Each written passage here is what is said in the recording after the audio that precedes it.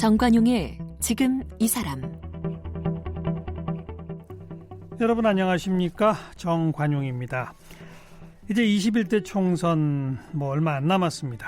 총선 앞두고 정치권 여야 할 것 없이 쇄신 바람이 불고 있죠. 사람을 바꾸자, 이런 화두인데 이런 화두를 던지는 분들이 있습니다. 그 가운데 한 분, 더불어민주당의 이철희 의원 총선 불출마를 선언해서 관심을 모으고 있죠. 정치가 해법을 주기는커녕 문제가 되어버렸다. 단언컨대 이런 정치는 공동체의 해악이다. 그리고 또 무엇보다 이른바 86그룹 떠나야 할 때다. 목소리를 높이고 있는 이철희 의원 오늘 초대해서 불출마의 변을 직접 들어보고요. 우리 한국 정치 현실에 대한 이야기 나누겠습니다.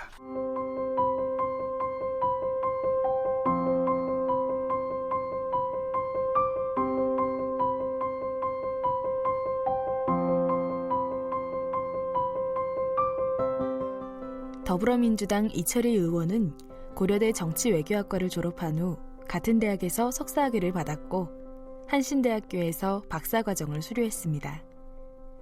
1999년 김대중 대통령 정책 2 비서관실 행정관으로 정치에 입문했고 이후 노무현 대통령 당선자 비서실 전문위원과 민주정책연구원 상근부원장, 두문정치전략연구소 소장을 지냈습니다. 2016년 제20대 국회에서 민주당 비례대표로 당선돼 더불어민주당 전략기획위원장과 더불어민주당 원내 수석 부대표를 역임했고요. 현재 국회 법제사법위원회 위원으로 활약하고 있습니다. 저서로는 1인자를 만든 참모들, 뭐라도 합시다, 이철희의 정치 썰전, 그리고 역서, 진보는 어떻게 다수파가 되는가 등이 있습니다. 네, 이철희 의원 나오셨습니다. 어서 오세요. 예, 안녕하십니까. 네, 불출마 선언한 지 벌써 한 달이네요. 글쎄요, 한 달이 넘었더라고요. 한 달 동안 좀 세월이 바뀌었어요? 그 전하고? 별로 안 바뀐 것 같아요. 똑같아요? 주변 사람들의 반응은 많이 달라졌죠? 많이 달라졌죠. 어떻게 달라졌어요? 좀 따뜻해진 것 같아요.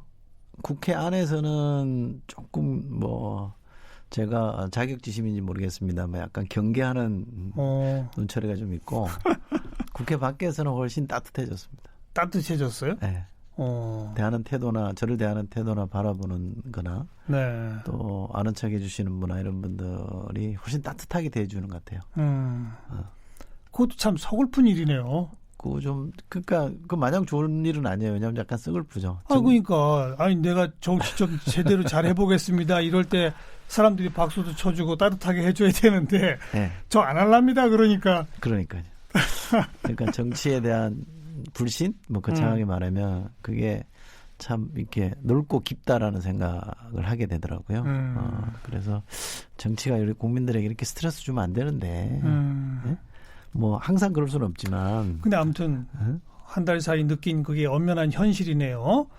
안 한다고 했더니 주변의 반응이 더 따뜻해졌다. 네. 더 따뜻해진 걸 기화로 삼아 번복해서 다시 할 생각을. 무슨 말씀을. 동료 정치인들 중에 이제 고집 꺾고 다시 번복합시다 이런 사람도 있죠. 처음에는 좀 있었습니다. 몇 사람 선배들 중에도 그랬고요. 친하게 지내는 초선 의원들 중에도 그냥 같이 해. 혼자 가면 혼자 잘 살겠다고 도망가면 돼. 이런 얘기를 많이 했는데 이제는 이제 다들 이게 돌릴 수 없는 일이구나라고 생각하는 것 같아요. 그 반응 나오죠. 어쨌든 그래도 정치를 바꾸려면 이 힘든 곳에서 그래도 해야 되는데 그만 빠져나가면 너 혼자 편하게 살자는 거냐 이런 말들 하죠. 하죠. 그런 말 들을 때 느낌이 어때요? 저는 맞다고 생각합니다. 아프게 들으려고 하는데 그러니까 정치 뭐든 저는 축구든 운동이든 정치든 그거를 직접 뛰어들어서 하겠다는 열정이나 의지가 있는 사람에게는 그렇게 요구할 수 있지만 열정이 없는 사람에게 같이 뛰어서 하자 이렇게 말할 수는 없는 거고요. 예. 그러니까 저는 열정이 좀 식었다 이렇게 봐서 이제는 플레이어가 아니라 선수가 아니라 바깥에서 좀 더 거창하게 말하면 치어리더나 응원하는 쪽으로 역할을 하는 게 맞겠다 싶은 거죠. 그 생각은 안 바뀌더라고요. 열정이 정말 사라져 버렸어요? 예, 제 판단으로는 번아웃 소진됐다고 합니다. 아, 번아웃 증후군이라고 하는 그거. 그렇죠. 불과 4년 만에.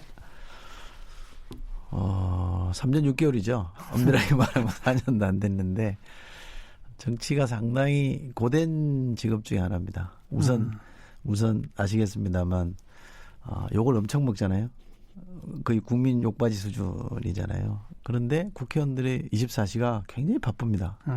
굉장히 바쁘게 돌아다니고 또 부지런히 일을 하고 이러저런 회의 가서 정말 나란 일을 위해서 땀을 흘리는데 평가가 너무 인색하니까 바쁘긴 바쁜데 되는 일은 없잖아요. 또. 그렇죠. 열심히 하는데 소득이 없는 그런 거죠. 그러니까 더 힘든 것 같고요. 저는 뭐 제 딴에는 상임이나 당에서 역할이나 이런 것들을 어지간히 했다고 생각해서 뭐 놀면서 소진된 건 아니고요. 저는 좀 부족한 역량에 하려고 하다 보니까 좀 일찍 소진된 것 같다라는 생각도 들고 원래 또 이게 의지가 좀 단단하지 않은 놈 아닌가 싶은 생각도 들고 그래요. 저도 기억이 나는 게 2016년 총선 치르기 직전에 그때 이제 외부에 두문정치전략연구소에 있다가 당 전략기획위원장으로 일찍이른바 이제 발탁된 거 아니겠습니까? 네. 발탁이라보다는 원래 이제 당에서 전략통으로 활동을 해오다가 네. 다시 잠깐 나갔다가 총선 때 이제 다시 쓰임을 받은 거죠. 네. 그죠? 네. 복당이죠. 그죠? 그때 그 위원장으로 가면서 내가 딱 한 번만 국회의원 하겠다. 이번 총선 잘 치르고 비례대표로 한 번만 하겠다. 그렇게 말했던 기억이 나요. 네. 그때 왜 그렇게 한 번이란 말을 강조했었죠? 국회의원으로서 뭐 재선 3선할 생각이 처음부터 저는 없었고요. 사실은. 그리고 국회의원을 하겠다고 마음먹은 지도 정치권에는 오래 있었습니다만 국회의원 하겠다고 마음먹은 지도 그렇게 오래되지는 않았습니다. 왜냐하면 국회의원 해야 되겠다고 제가 마음먹은 이유는 국회의원이 아니면 정치권에 중요한 역할이나 자리를 안 주니까 저는 이걸 해야 뭔가 중요한 역할을 하겠다 싶어서 먼저 이것부터 하자는 생각이 있었고 제가 더 하고 싶었던 일은 대선 같은 데서 전략을 맡아서 그 당시는 이제 정권 교체, 정권 교체를 한번 해보는 게 목표였기 때문에 제가 2016년에 국회의원 되면 한 2년 뒤쯤에 이제 대선이 있잖아요. 그렇죠. 원래 예정대로라면 예정대로 하면 17년 12월에 했어야죠. 그렇죠. 탄핵 때문에 좀 땡겨졌습니다만. 그럼 한 절반 정도 하고 대선 치르고 그 다음에 2018년 2월에 이제 새 정부가 출범하면 저는 뭐 청와대나 이런 데 가서 일을 좀 해보고 싶다라는 저 혼자만의 스케줄을 갖고 있었기 때문에 짧게 하면 2년 국회의원, 많이 하면 4년 이런 정도로 처음부터 생각을 하고 있었는데요. 네. 해보니까 이제 주변에서 뭐 인지도 있는 사람이고 이러니까 더 해라라는 권유가 많아서 해볼까? 이렇게 생각도 많이 해봤는데 잘 안 되더라고요. 그 대선이 좀 당겨졌는데 그 대선에는 전략 참여 안 했었나요? 뒤늦게 했죠. 뒤늦게. 당내 경선 때는 제가 지금 문재인 대통령 쪽이 아니라 안희정 후보 쪽에 있었기 때문에 그랬어요. 네, 그랬고요. 그다음에 이제 후보가 되시고 나서는 그때 왜 안희정 후보 쪽에 있었어요? 그쪽이 될 줄 알았어요? 그럼 제가 바보였겠죠. 되는 거는 문재인 후보가 되는 거는 뭐 기정사실이었고 저는 조금 재밌게 좀 역동적인 경선이 되면 좋겠다. 경선판을 좀 만들어 보자. 네, 그리고 다음도 준비를 해야 되는 거니까. 더더욱이 지금이야 뭐 안희정이란 이름은 거론하는 것 자체를 많이들 꺼리긴 합니다만 당시 안희정 후보는 정치를 통한 뭔가 변화, 정치를 우리가 이렇게 하면 안 된다라는 문제 제기를 많이 했기 때문에 거기에 저는 공감을 좀 했었어요. 그리고 이제 문재인 후보 뽑히고 나서는 전략기획본부에 가서 일을 했죠. 네. 그런데 청와대로 이어지거나 그러지는 않았군요. 네. 아까 잠깐 언급했습니다마는 정치한 지는 오래됐는데 국회의원 한 지는 얼마 안 됐다. 정치권이 있은 지는 오래됐는데. 정치권에 처음 시작한 게 몇 년도예요? 93년. 93년? 네. 그때 국회 누구 보좌관이었죠? 지금 이제 자꾸 하셨는데요. 김명규 의원이라고요. 광양에 지역구를 두신 분이었습니다. 네. 그분의 보좌진으로 첫 시작. 그렇죠. 그때는 그 인연은 어떻게 된 거예요, 그건? 이미 이제 국회에 와 있던 당시 이제 김원기 의원이라고 국회장 하신 분. 예. 김원기 의원 밑에 제 친구가 대학교 친구가 있었는데요. 그 친구가 소개를 해서 그때는 다 아름아름으로 이렇게 많이 들어갔답니다. 그렇게 했죠. 예. 그래서 들어갔죠. 처음 들어간 겁니다. 그다음에 역정이 어떻게 되는 거예요? 그 다음에는 뭐 여기저기 왔다 갔다 많이 했죠. 백수도 많이 하고. 원래 국회 보좌진들이 여러 곳 옮겨 다니더라고요, 보면. 옮겨 다니기도 하고. 이게 이제 집권을 하게 되면 뭐 청와대도 가게 되고 뭐 여러 가지 좀 길이 열리는데 야당 때는 그런 길이 없었거든요. 그러니까 그때는 뭐 별로 그런 게 없었고요. 그 방에서 국회직은 이제 당시에는 4급, 5급, 6급, 7급, 9급 이렇게 5명 있었습니다. 맞아요. 지금은 9명으로 늘었죠. 9명 늘었죠. 그래서 제가 6급으로 들어갔었는데 5급까지 승진하고 나왔죠. 나와서 또 야인 생활도 좀 하다가. 그리고 김대중 대통령께서 이제 처음으로 수평적 정권 교체하시고 99년에 제가 청와대 행정관으로 들어갔습니다. 그건 어떤 또 인연으로 가게 된 거예요? 대선 치를 때 캠프에 있었어요? 그렇지는 않았고요. 당시에 이제 김한길 의원 전 대표가 당시에는 정책기획 수석으로 있었는데 약간 반공채 같은 걸 했어요. 되게 이제 청와대 행정관을 캠프에서 일한 사람이 아니라 이렇게 널리 좀 이렇게 추천을 받아서 보고서도 쓰고 이렇게 보시고 그 중에 몇 사람 골라서 면접을 했는데 그때 뭐 어떻게 잘 봤는지 뽑혔죠. 청와대 행정관으로 정책 기획 수석실 밑에 정책 1이 있고 정책 2가 있었는데요. 저는 정책 2 비서관실에 행정관으로 있었죠. 그 행정관 생활은 몇 년 정도 하셨어요? 한 1년 했습니다. 1년. 그래서 또 나와서 그때는 김한길 당시 수석이 이제 출마한다고 나와서 좀 도와줘야 되겠다고 해서 이제 도와드리려고 했는데 이분이 또 그 당시 총선 기획단장이 돼서 비례로 다시 터닝을 했어요. 그렇죠. 지역구를 안 나가고 그 비례를 재선하신 분이거든요. 그런 바람에 할 일이 없어져서 그때는 울진 가서 이제 지역구 선거를 했는데 그때는 이제 비서실장 하셨던 김종거 실장이 출마를 해서 선거 좀 도와주라 그래서 이제 지역구 선거는 거기 가서 했죠. 그거 선거 끝나고 16표인가로 지고요. 맞아. 아깝게 졌습니다. 출구조사에서는 한 15%포인트 이겼는데 막상 까니까 졌어요. 경상도 대단하다 그랬었죠. 그리고 김한길은 이제 그게 김한길은 돌아오니까 서울 오니까 김한길이 같이 일하자 그래서 이제 비례의원실에 보좌관을 한 거죠. 그렇군요. 그러다가 이제 노무현 대통령 당선 그 시절에 당선자 비서실로 들어가셨어요 또? 그렇죠. 당선자 그 이제 인수위가 만들어지잖아요. 그 인수위가 만들어졌는데 이제 전문위원으로 제가 있었습니다. 인수위에.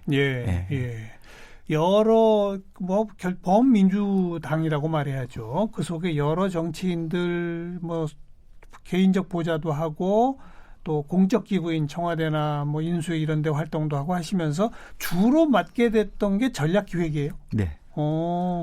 그쪽이 어떤 일종의 특기가 되게 된 좀 과정은 뭐예요? 우선 제가 조언을 했고요. 그 역할을.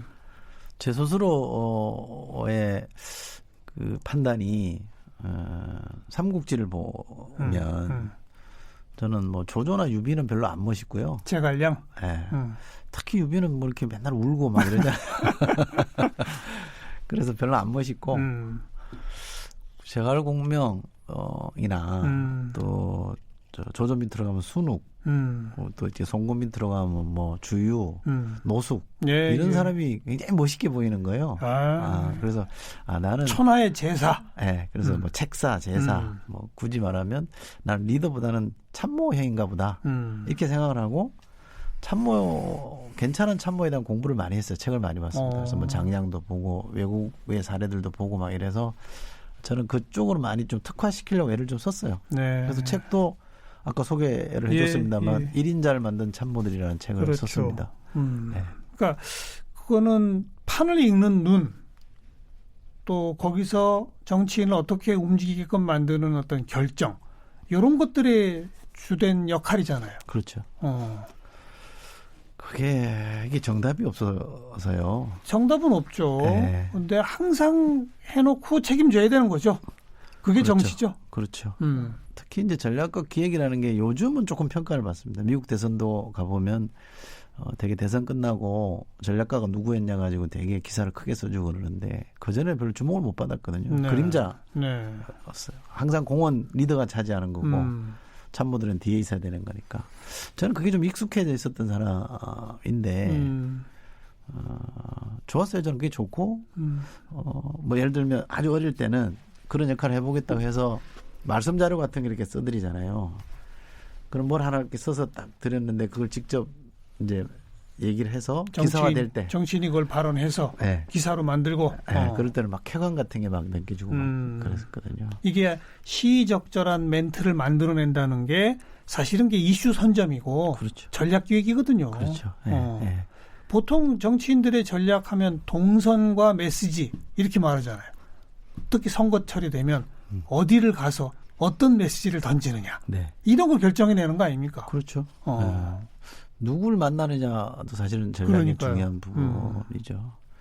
근데 의외로 정치인들 중에 전략이나 기획의 기능을 잘 모르시는 분들이 참 많더라고요. 그냥 막무가내로 하시는 분들도 많아요. 요새는 근데 여론조사 기법 같은 것도 세련돼서 많이들 활용하더라고요.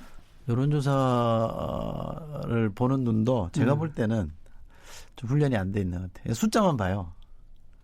대부분은 그런데 지지율이 뭐 30%다 이러면 그 30%만 가지고 상대가 얼마냐 이렇게 해서 뭐 이겼다 졌다 이렇게만 보는데 그러면 여론조사의 기능 중에 저는 한 1000분의 1만 쓰는 거거든요. 여론조사는 잘 쓰면 굉장히 유용한 도구가 될 수 있는데 지금은 조금 많이 그래도 좀 늘어나고 있는 것 같긴 해요. 근데 여전히 제가 볼 때는 제대로 못 쓰는 것 같아요.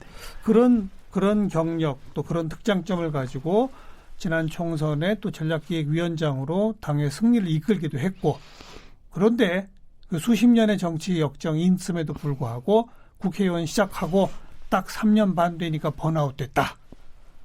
이거 잘 이해가 안 되는 거예요. 그 이제 설명을 하려면 간단합니다. 뭐요? 이 지랄한 놈이 생각보다 허약했던 놈이다. 이렇게 해서 한번 설명이 좀 쉬워집니다. 그러네요. 정치가 제가 판단할 때 정치가 제가 생각했던 것보다 훨씬 더 험해졌고요. 더 험해졌어요. 거칠어져 있습니다. 과거보다. 네, 굉장히 거칠어져 있고 날이 서 있고. 제가 보기에도 그래요. 그쵸? 저도 이 정치 관련 방송을 이제 오래 하다 보니까 정치의 흐름 변화를 보는데 노무현 대통령의 죽음 또 이쪽에서 보면 박근혜 전 대통령의 탄핵 이런 것들이 양쪽 진영을 다 감정적으로 고양시켜서 옛날보다 훨씬 격해졌어요. 맞습니다. 대립의 강도가. 참 힘들어요. 네. 퇴행했다고 전 봐요. 정치 문화의 측면에서 보면. 그 한복판에 있으려니 그렇게 힘들었군요. 네. 우선 이제 그런 현장이 힘들었던 게 하나 있고요. 근데 그 그친 현장에서 버티려면 본인이 좀 단단해야 되는데 제가 생각보다 이렇게 단단하지 않았던 것 같아요.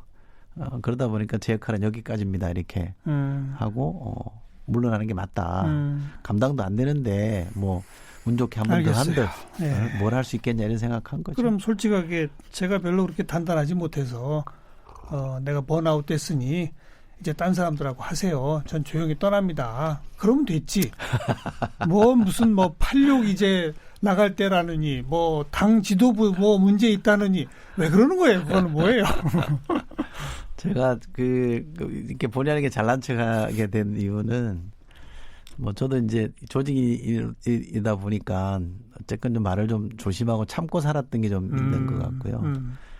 또 자주 올리던 분들이 야 이제 너는 불출마니까 공채 신경 안 써도 되잖아? 할 얘기 좀 해. 이러더라고요. 그 부책임도 있었고 그래서 얘기를 했는데 뭐 제 마음속에 담았던 얘기를 하는 거니까 끄리낌은 없습니다만 본의 아니게 또 저만 잘난 놈이고 나머지는 다 못난 놈을 만드는 것 같아서 마음 한편으로 좀 불편한 것도 있습니다. 그러나 이왕 내뱉은 말 주워 담을 수도 없잖아요. 그러게요. 그죠? 네. 그 86 퇴진론은 뭐예요, 그러니까? 퇴진 저는 용어를 좀 용태라는 표현을 요즘 쓰던데 저는 처음에 사실 역할론 요즘 조금 바꿔서 385론 이런 표현을 좀 씁니다. 왜냐하면 못해서 쫓겨나는 건 아닌 것 같다. 이른바 86 세대라는 게 개인을 말하는 게 아니고 세대 하나의 정치 그룹으로 놓고 보면 2000년부터 시작해서 내년이 2020년이니까 한 20년 정도 정치권에 몸을 담았고 3선, 4선 정도 했으니 선수로 봐도 그렇고 세월로 봐도 어지간히 한 거다. 그리고 그 20년 동안 그 이전에 로소고패부 학생운동 할 때까지 가보면 87년 체제도 이미 만들었고 6월 항쟁을 통해서 또 2016, 17년 촛불과 탄핵에 관해 전까지도 그러니까 합법적으로 잘못된 권력을 내치는 그런 경험도 만들어냈고 했으면 이건 성공한 거다. 근데 그 절반의 성공이 있는 반면에 다른 한편으로 보면 지금 20대, 30대 우리가 학생운동 열심히 했을 때 누렸던 시대와는 다르게 지금 20, 30대 너무 힘들지 않냐. 헬조선이라는 말이 나올 정도로 힘들면 그러면 우리가 이끌어왔던 시대의 결과로 이렇게 만들어지면 우리 책임도 절반에 있는 것 같다. 그래서 절반의 성공과 절반의 실패를 갖고 있으니 이쯤 되면 비켜주는 것들은 맞다고 생각하고요. 비켜준다는 얘기는 20년 전에 30대로서 진입할 때 누군가 비켜줬기 때문에 들어갈 수 있었죠. 사실. 그렇죠. 지금은 이 86들이 안 비켜주면 지금의 30대들은 못 들어오죠. 지금은 제가 20, 30대를 얘기하니까 네. 40대들도 뭐라 그러더라고요. 야, 40대도 지금 못 들어갔는데. 제가 그 말을 들으니 역시 86이 오랫동안 이 진입을 다른 세대의 진입을 막고 있었다라는 거를 다시 한번 생각을 하게 되는데요. 더 얘기를 하면 자꾸 이제 제가 아는 지인들 주변 사람들을 불편하게 하는 것 같아서 조심스럽긴 합니다만 여전히 우리 아니면 안 된다라는 생각. 이게 좋게 보면 소명의식이지만 저는 그게 소명의식의 측면도 있지만 약간의 선민의식도 있는 것 같거든요. 그러니까 86들이 좀 이런 선민의식을 좀 버리면 좋겠어요. 예. 그런데 자유한국당을 보면 민주당의 경우는 586, 50대이면서 80년대 학번, 60년대생이 제일 많아요. 근데 자유한국당은 675예요. 60대이면서 70년대 학번, 50년대생이 제일 많아요. 10년 더 늙어 있어요. 이쪽 당은. 이제 그 당과 경쟁하는 속에서 지금의 대통령 연배나 이런 거 따져보면 86세대가 지금까지 말씀하신 것처럼 20년 3, 4선 했으니까 차기나 차차기 권력을 이제 책임져야 하는 이런 거 아니냐. 그런 주장에 대해서 어떻게 봐요? 이른바 86세대에 속했던 분들 중에 대통령도 나오고 총리도 나오고 뭐 국회의장도 나올 수 있죠. 네. 저는 그거조차 다 부정하는 게 아니고요. 예. 이 세대 안에서 출중한 사람들은 더 성장할 수 있다고 저는 봅니다만 하나의 그룹 세대로서 했던 정치인은 이쯤에서 마감해야 된다고 보는 겁니다. 그러니까 특정 개인에 대해서 나가라 마라 이렇게 말하는 게 아니고요. 이제는 세대로서 조금 퇴장할 때라고 보면 그동안에는 이들이 하나의 세대와 그룹으로 정치를 했다? 그렇게 봐야죠. 네. 이제는 좀 비켜주면 20, 30대가 들어올 수 있는 룸이 생기는 거니까 그런 룸을 만들어주는 산파 역할을 해보자. 그것도 굉장히 멋있는 퇴장 아닙니까? 올라 갑자기 쫓겨가듯이 가는 것보다는 훨씬 좋잖아요. 실제 그런 생각 하시는 분들이 꽤 있다면서요? 있죠. 예.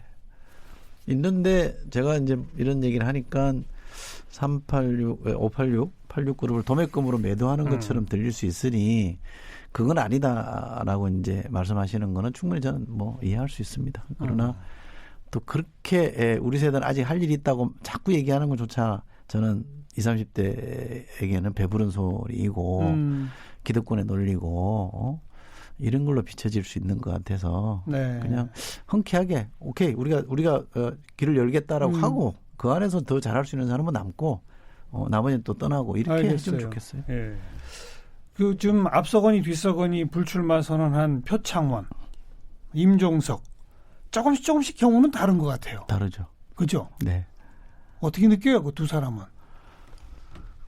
표창원 의원은 국회 안에서 이렇게 워낙 거칠은 풍토, 이 문화에 좀 진저리를 친 것 같아요. 네. 험하거든요. 뭐 그 표창원 의원은 또 성격이 있기 때문에 기억해 보시면 20대 국회 시작하자마자 왜 야당의 한 의원과 서로 이름 부르면서 막 이렇게 서로 이렇게 대립했던 그런 장면도 있고 그래서 본인이 많이 힘들어해서 뭐 그만둔 선택을 한 거고요. 임종석 의원은 전 실장은 대선 주자의 반열에 오르신 분인데 전 뭐 국회 한 번 더 하는 거에 그렇게 연연해 하지 않는 모습 또 항상 누군가는 정치한 사람은 더 큰 꿈을 쫓아서 야망을 쫓아가는 모습보다는 초심으로 돌아가는 모습 이런 걸 보여주는 게 너무 신선하게 다가왔고요. 저렇게 해서 아마 저는 86그룹의 용태론이 그래도 많이 희석된 것 같아요. 책임져주는 모습을 보이니까. 예. 그러지 않았으면 더 이렇게 압박이 많았겠죠. 이제 이철희 의원은 이제 뭐 할 거예요, 그러면?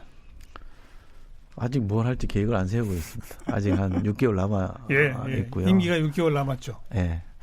그냥 임기 끝나면 한동안은 좀 멍 때리고 싶어요. 멍하니 좀 살고 싶습니다. 아무 생각 없이. 그래서 기력을 좀 원기를 좀 회복하고 그다음에 뭘 좀 해야죠. 번아웃 됐다니 좀 쉬긴 해야죠, 네. 일단. 네. 뭐 세세한 얘기는 할 시간 없습니다만 크게 아까 우리 잠깐 얘기했던 정치가 오히려 퇴행했다. 옛날보다 더 격해졌다. 대립의 강도는 훨씬 세졌다. 이거 어떻게 좀 희망을 찾으려면 어떻게 해야 합니까? 제도를 바꿔야죠.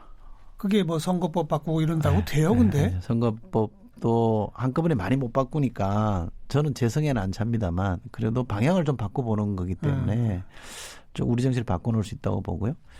또 제 해법 중에 하나는 20, 30대가 좀 많이 들어와서 새로운 발상, 새로운 문제 제기를 좀 해줬으면 좋겠고요. 구태에 물들지 않는. 젊은이들이 볼 때 나이 본 선배 세대들이 거의 막 고함 지르고 싸우는 게 얼마나 한심해 보이겠습니까? 그런 눈초리를 느껴가며 하면 좀 달라질 것 같고요. 저는 국회를 좀 바꾸면 좋겠어요. 일하는 국회를 좀 바꿨으면 좋겠어요. 본회의를 10시에 열기로 했는데 10시 다 되면 2시로 연기합니다. 2시에서 될까 싶으면 밥 먹고 부랴부랴 들어와서 이제 가려고 하면 4시로 연기되고 그럼 저녁 먹고 7시로 연기되고 10시로 연기되고 결국 안 되고. 너무 좀 이렇게 낭비적이 한심하지 않습니까? 이미 서로 합의해서 잡아놓은 회의는 하면 되잖아요.